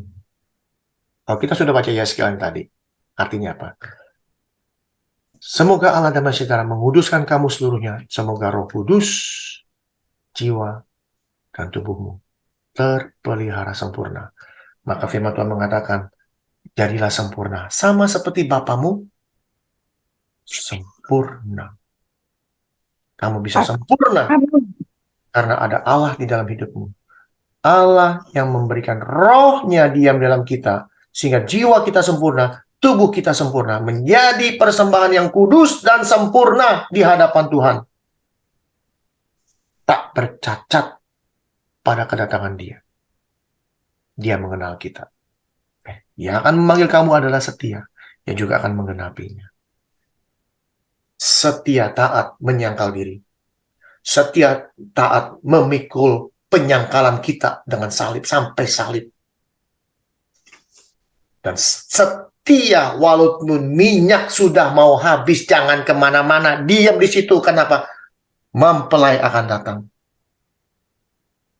Jangan bodoh. Jangan mau ditipu orang. Ada amin? Amin. Terima kasih untuk firman Tuhan yang Tuhan berikan. Saya minta tolong Pak John Anwar memberikan doa penutup buat saya. Terima kasih Tuhan memberkati. Haleluya. Amin. Mari kita berdoa. Kami bersyukur kepadamu Bapa. Bapa, Engkau membukakan kembali rahasia-rahasia firman-Mu yang selama ini kami tidak mengetahui. Tapi kami juga bersyukur Tuhan Engkau memakai Bapak Hendrik pun Amin. untuk membukakan rahasia-rahasia, sehingga kami lebih tahu lagi, lebih jauh lagi mengenal Engkau Tuhan yang benar. Terima kasih Bapak. Biarlah setiap orang yang boleh mendengarkan firman, kami tidak terbodohi lagi dengan ajaran-ajaran doktrin yang menyesatkan kami, yang menjauhkan kami daripada kami adalah yang lahir karena Engkau membuat kami baru. Terima kasih Bapa. Biarlah siapapun yang ada di Zoom ini Tuhan, Engkau berkati dari berkat dari surga, terang sinar yang dari surga, sehingga kami melihat kemuliaan-Mu ada di dalam hidup kami. Karena Amin. yang kami lihat sinar-Mu menerangi hidup kami yang kudus, hingga kekudusan ada di dalam setiap hati orang-orang percaya. Terima kasih Bapa. Biar sebentar kami akan berpisah satu dengan yang lain. Biar berkat terang sinar dan kasih-Mu, pertolongan-Mu senantiasa ada di dalam kehidupan kami. Ajarkan kami Tuhan dengan membedakan mana yang daripada-Mu dan mana yang dari dunia. Amin. Sehingga jelas bahwa hanya Engkaulah kebenaran di dalam kehidupan kami. Terima kasih Bapa. Di dalam nama Bapa, Putra, Roh Kudus, kami sudah mengucap syukur dan terima kasih. Amin. Amin. Terima kasih Amin. Pak. Terima kasih. Untuk doanya dan